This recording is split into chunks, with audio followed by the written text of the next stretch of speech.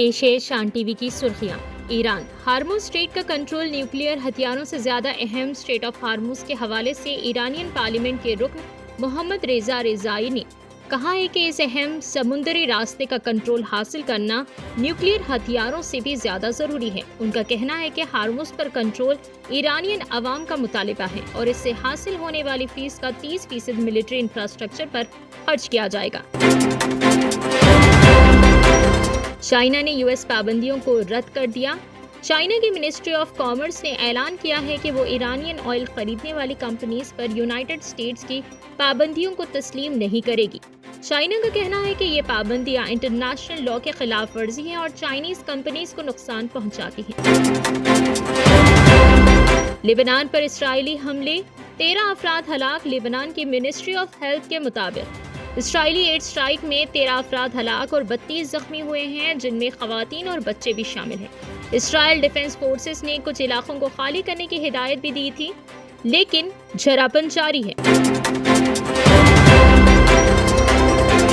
ایران میں 2 افراد کو پھانسی۔ ایران میں 2 افراد کو موساد کے لیے جاسوسی کے الزام میں پھانسی دے دی گئی۔ رپورٹس کے مطابق دونوں نے سینسیٹیو معلومات فراہم کی تھی۔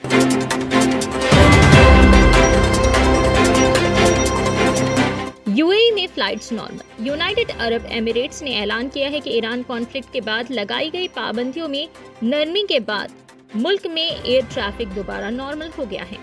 اتھارٹیز نے کہا ہے کہ سیفٹی مانیٹرنگ جاری رہے گی۔ یوکرین بیلاروس سرحد پر تشویش۔ والودیمیر زیلنسکی نے کہا ہے کہ بیلاروس کی سرحد پر غیر معمولی حرکتیں دیکھی جا رہی ہیں اور ضرورت پر یوکرین جواب دے گا۔ ایران نے تیل کی پیداوار کم کر دی۔ امریکن پریشر اور سینکشنز کے سبب ایران نے آئل پروڈکشن میں کمی کر دی ہے، جس سے سٹوریج پریشر بڑھ گیا ہے۔ ٹرمپ کا جرمنی سے فوجیں کم کرنے کا فیصلہ۔ ڈونلڈ ٹرمپ نے کہا ہے کہ جرمنی سے امریکن ٹروپس کی مدد میں بھاری کمی کی جائے گی۔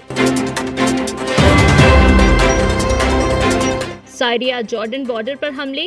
رپورٹس کے مطابق سویڈا میں ڈرگز اور اسلحہ کے ذخائر پر حملے کیے گئے، جہاں کئی علاقے سینٹرل کنٹرول سے باہر ہیں۔ افریقہ کے اکنامک سپورٹ کی ضرورت۔ ایکسپرٹس کا کہنا ہے کہ افریقہ کو مزید کانفرنسز نہیں بلکہ فائنینشیل سٹیبلٹی اور لیکوڈیٹی سپورٹ کی سخت ضرورت ہے۔